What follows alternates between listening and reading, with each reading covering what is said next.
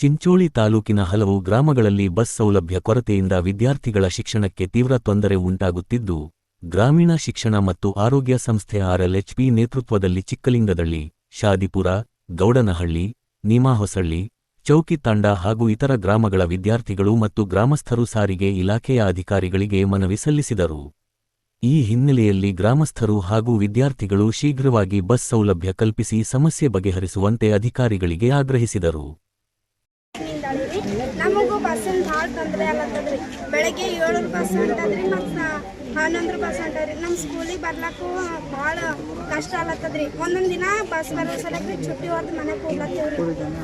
ಪಾಠ ಯಾವ್ಯಾವ ಚಿಕ್ಕಲಿಂಗದಳ್ಳಿ ಶಾದಿಪುರ ಕುಂಚಿರ ಬರ್ತಾವಲ್ಲ ರೆಗ್ಯುಲರ್ ಗಾಡಿಗಳು, ಎಷ್ಟು ಗಾಡಿ ಬಸ್ ಬೇಕು ನಮಗೂ. ಶನಿವಾರ ದಿವಸ ನಾವು ಬಸ್ಸಿಗೆ ಹೋಗಿ ಎಲ್ಲ 3 ಕ್ರಾಸಿಗೆ ಇಳ್ಕೊಂಡು ನಾವು 4 ಕಿಲೋಮೀಟರ್ ನಡ್ಕೋತಾ ಹೋಗ್ತೀವಿ. ನಮಗೆ ಭಾಳ ಪ್ರಾಬ್ಲಮ್ ಆಗ್ಲತ್ತದ. ಅದ್ರ ಸಲುವಾಗಿ ನೀವು ಮಧ್ಯಾಹ್ನ ಶನಿವಾರ ದಿನ ಮಧ್ಯಾಹ್ನ 2 ಬಸ್ಸು ಮತ್ತು ಮುಂಜಾನೆ ಸಂಜೆ ಕರೆಕ್ಟ್ ಟೈಮಿಗೆ ಬಸ್ ಹಾಕ್ಬೇಕಂತ ಕೇಳ್ಕೊಳ್ತೀನಿ.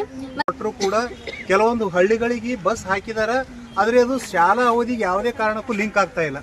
11 ಗಂಟೆಗೆ ಹಾಕ್ತಿರ್ತಾರ, 7 ಗಂಟೆಗೆ ಹಾಕ್ತಿರ್ತಾರ, ಆದರೂ ಕೂಡ ಬಸ್ಸಿನ ವ್ಯವಸ್ಥೆ ಸರಿಯಾಗಿ ಮಕ್ಕಳಿಗೆ ಸಿಗ್ತಾ ಇಲ್ಲ.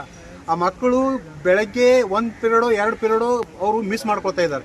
ಈ ರೀತಿ ಆಗೋದ್ರಿಂದ ಶಿಕ್ಷಣದ ಮೇಲೆ ಬಹಳಷ್ಟು ಹೊಡೆತ ಬೀಳತ್ತದ.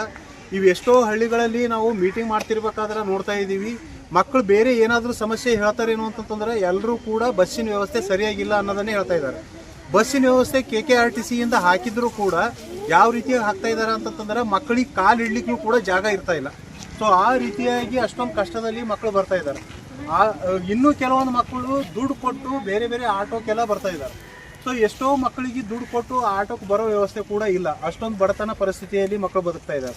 ಸೊ ನಮಗೆ ಸರ್ಕಾರ ಇಷ್ಟೊಂದು ವ್ಯವಸ್ಥೆ ಮಾಡಿಕೊಟ್ರು ಕೂಡ ಇಲ್ಲಿನ ವ್ಯವಸ್ಥೆ ಯಾವ ರೀತಿ ಆಗ್ಯದ ಅಂತಂದ್ರೆ ಮಕ್ಕಳಿಗೆ ಬಸ್ಸಿನ ವ್ಯವಸ್ಥೆ ಕೊಡ್ತಾ ಇಲ್ಲ. ಸೊ ಮಕ್ಕಳಿಂದ ಆಗ್ರಹ ಅದ ಮತ್ತು ಸಂಸ್ಥೆಯಿಂದ ನಾವು ಕೂಡ ಆಗ್ರಹ ಮಾಡ್ತಾ ಇದ್ದೀವಿ.